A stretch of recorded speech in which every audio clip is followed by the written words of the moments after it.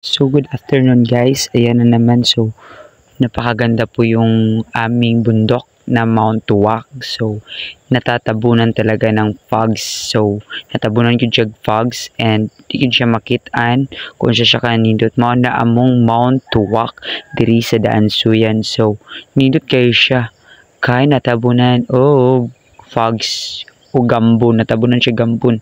Ang shape ana guys, di o kabulon siya shape ana daghan kay na siya shape tulon na siya ka layers sa na or layer ay so nindot bitaw na siya guys ara og gina-flex na ko ang kanindot sa among buntod diri kung siya na siya nga buntod ang buton siya na siya nga shape.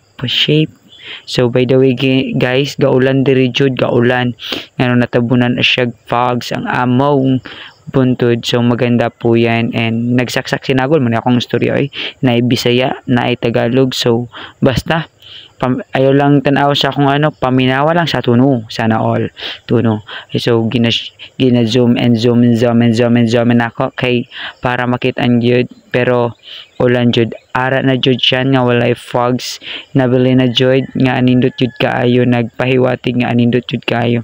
So nindot jud kayo ang nature pero gisunog nila. So sayang kayo kailang gisunog murag diri lang gyud kutob og daghang salamat og padayon lang sa pag follow and subscribe sa akong don't forget to subscribe my YouTube channel. Bye bye.